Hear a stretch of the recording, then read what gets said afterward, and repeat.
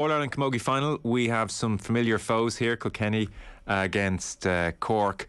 Let me just bring the listeners up to speed with the last couple of finals. And I even think you don't need to be John Nash here to spot a bit of a pattern. Galway beat Cork last year. Before that, Kilkenny beat Galway. Then Galway beat Kilkenny. Then Cork beat Kilkenny. Then Cork beat Kilkenny. Then Kilkenny beat Cork. Then Cork beat Galway. Then Cork beat Kilkenny. And then Galway beat Kilkenny. In 2012, Wexford beat Cork. So a lot of Cork, a lot of Kilkenny, a lot of Galway. We have triopoly, which is a word. I looked it up, by the way, Sarah. We have a bit of a triopoly here when it comes to All-Ireland finals. Not a great thing, I guess, for the sport. I know Tipperary have done their best in recent years and Waterford are trying, but I guess you would like a few more names in that All-Ireland final billion. You absolutely would. But look, case in point, Dublin Camogie did 100 training sessions this year and couldn't get near Kilkenny in the quarter final. The amount of time that it takes to build a team to be able to compete at that level, you're talking a decade, and this Waterford team, it took 5 consecutive seasons for them to break the quarter final ceiling. And that group of players lost players came back, players are injured. Like Joe, it is so incredibly hard to get anywhere near that trio. And as you said, Wexford were the last team outside of that in 2012. And Sarah, in what areas of the game would the biggest gaps be between Cork, Kilkenny, Galway and the chasing pack?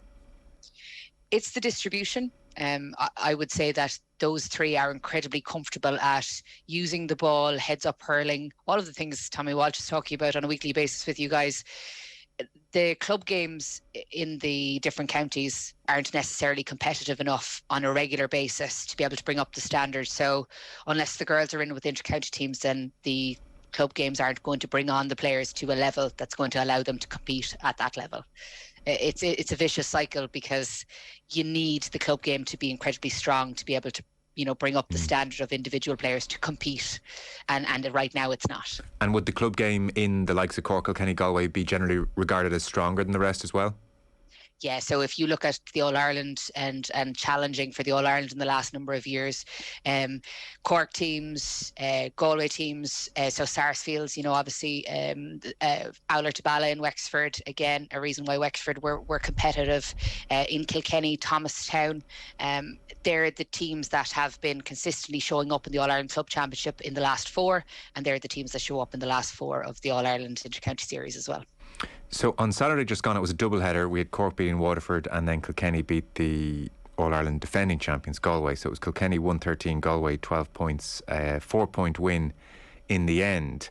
And I was reading about this game, and certainly when it comes to Kilkenny, I guess akin to their male counterparts in some respects, the word work rate was used about this Kilkenny team in particular.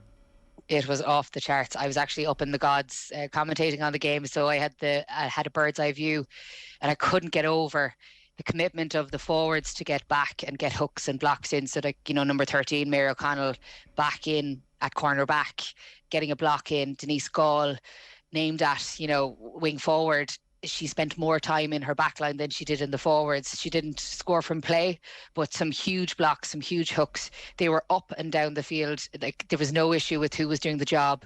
It was just get back. If you have the legs, get back, cover off and go back up again. Incredible stuff from Kilkenny. I'm really looking forward to seeing the tackle count, and I might get on to Tommy Shefflin during the week and ask him for it. If he'll disclose it, I'd love to know. And invariably a couple of figures come to the fore. Julianne Malone was away for 3 years. She weighs in with 4 points from play, which is obviously huge in a 4-point win. And Aoife Norris in the Kilkenny goal? 3 saves, 3 massive saves, and she was actually in for player of the match. I had the audaciously hard task of picking a player of the match, and I went with Michelle Tehan, the cornerback. There was Niamh Hanafi was bearing down on goal kind of 10-15 minutes into the game, and Niamh would be 5'8", 5'9", and Michelle Tehan, God bless her, I'd say she's 5'5", and she came across and she took her down. And I know it's cynical, but it's game management, and the Kilkenny team and the way they managed the Galway players driving at the goal, and then Aoife Norris stepping up as nearly a third, or the last man back, constantly in the way, constantly shutting down Galway, because I'll be honest, in the first half, Galway looked like they were going to cause Kilkenny real problems and score lots of goals. And in the end, they scored no goals because of Aoife, because of the full back line. Grace Walsh was outstanding. Claire Phelan, the work rate was incredible. And I suppose that idea from the men's side of things, you know, you have to be the last man. You might have to bring a player down. You might have to foul them. You might pick up a yellow card, and then the next guy comes in and he's willing to take the yellow card. And sometimes in Camogie, girls are a bit shy to commit like that. And this Kilkenny team are not shy to take the yellow for their teammate. We're talking here about very familiar foes, as I've outlined, and you know the All-Ireland finals of 19 and 20 here, and they've won apiece. So generally these are close affairs and they can go either way. Does there tend to be a deciding trend or deciding factor, or are you know the games quite different from one year to another? Actually, I would say that this year it'll be slightly different. Cork have lost a lot of quality over the last kind of 3 years, just with players retiring, the likes of Gemma O'Connor, Julia White, Orla Cotter. These would have been fulcrum players. And then Orla Cronin isn't involved with the team this year. She's been incremental in previous years. That Cork quality hasn't necessarily been added back into the setup, and like I said, it's hard to do that in Camogie because you know you need the standard to be at a level at club level to bring new players in. So I would say Kilkenny are further along than Cork this year in their transition. That said, Kilkenny have had to replace 5 of their team. So Brian Dowling's done a brilliant job this year in terms of finding players who've been able to slot back in, no more so than Julie Malone, who you mentioned, Julia Malone, who came back in and obviously got 4 points. But the teams that played in 2018, where Cork won by a point, are going to be very different to the team that will line out actually on Sunday the 7th. Right. So I expect it to be a very different game on Sunday the 7th, and I actually think Kilkenny are better placed right now to win it. And maybe as evidenced by the fact that Cork, who did beat Waterford 15 points to 10 in the semi-final, they were down by 5 points in the second half. It's only with 4 minutes to go that they take the lead. So, I mean, it's kind of amazing they end up winning by 5 and it's so comfortable.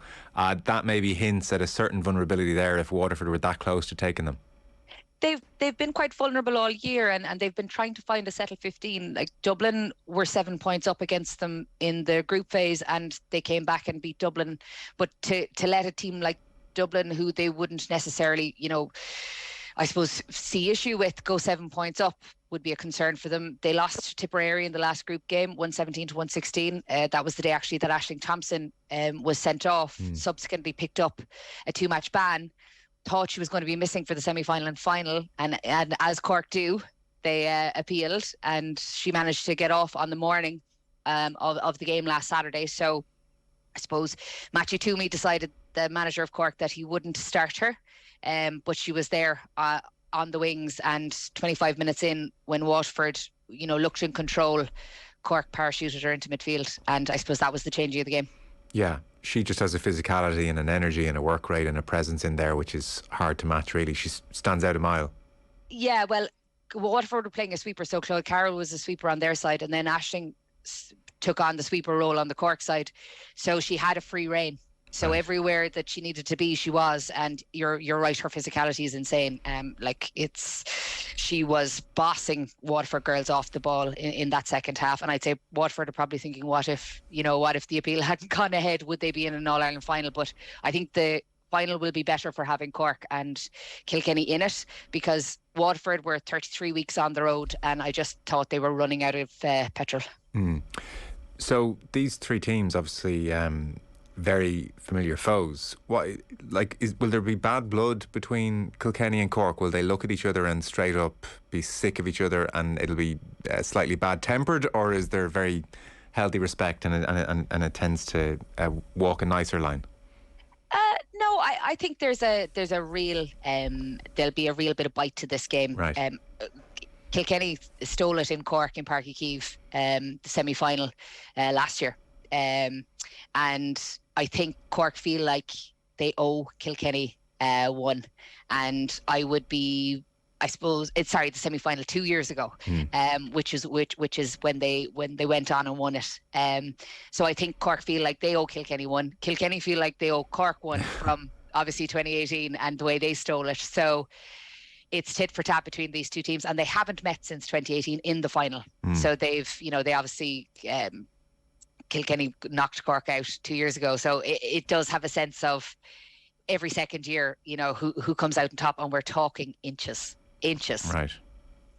Very good. Well, we'll chat closer to the final, but thanks so much for filling us in, Sarah Dunnan. Pleasure. Thank you.